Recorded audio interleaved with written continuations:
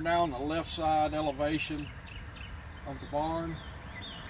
As you can see, the block wall is pretty well painted. A few hairline cracks a little bit farther down, but there is no visible horizontal offset in the block work. Fascia on this side is in pretty good shape for about 2/3 of the way down the building. The grade for the building slopes away from the building.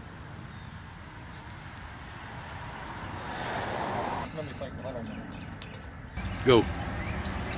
We're about halfway down the wall. You can see we've got a stair step hairline crack here that needs to be chiseled out and tuck pointed, which is basically taking masonry mortar and filling that crack back in. There's very little differentiation in the vertical plane, and really the width of the crack from the foundation all the way to the top is almost exactly the same dimension.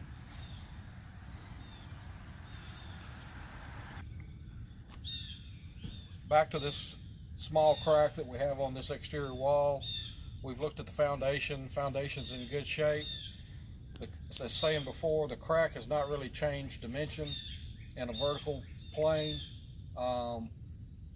This building, in my opinion, will be here for another 50 to 70 years, and this does not affect the structural integrity of the barn whatsoever.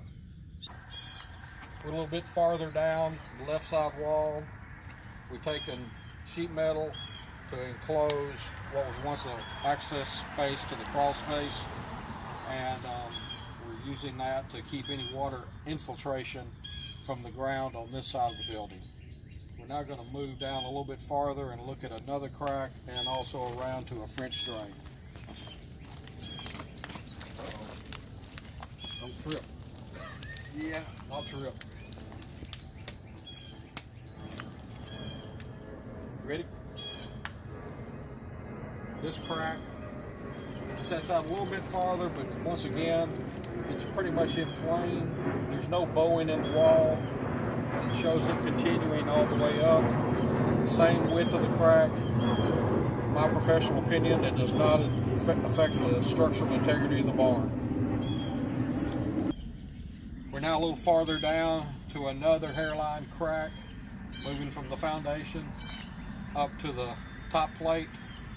It's a minimal offset, minimal crack, approximately 1/16 to 1/8 of an inch. There's no differential size indicated between from the foundation all the way up to the top plate. We'll do the same on it.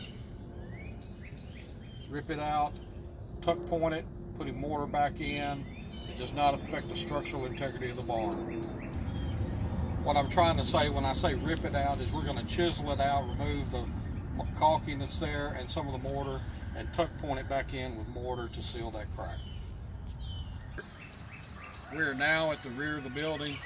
We're looking at a trench drain, or some people call them French drains. It has a silt fabric around it to keep small dirt particles from getting inside. It's run across the back of the building to relieve any water coming around the back corner of the building, and releasing it out into a natural flow.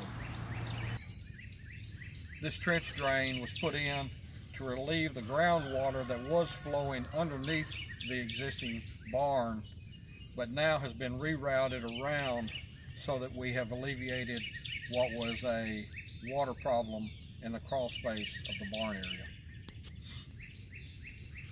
This work, from my professional opinion, was done in a workmanlike manner.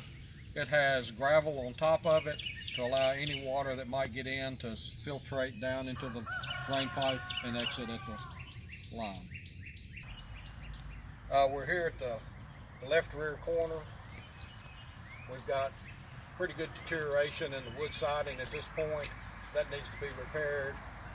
We're going to remove the weatherhead, all the electrical boxes, and meter base, because electricity is not required for utility or barn use.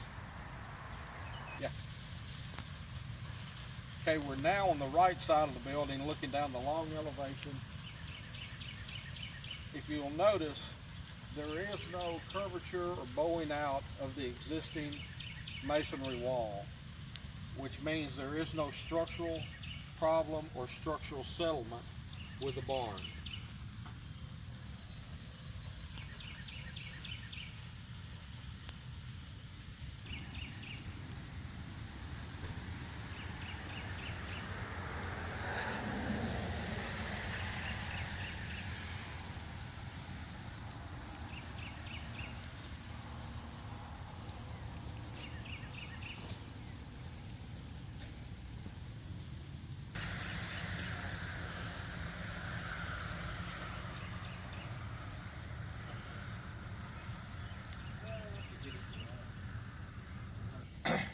We're now going to look at the roof of the building, barn.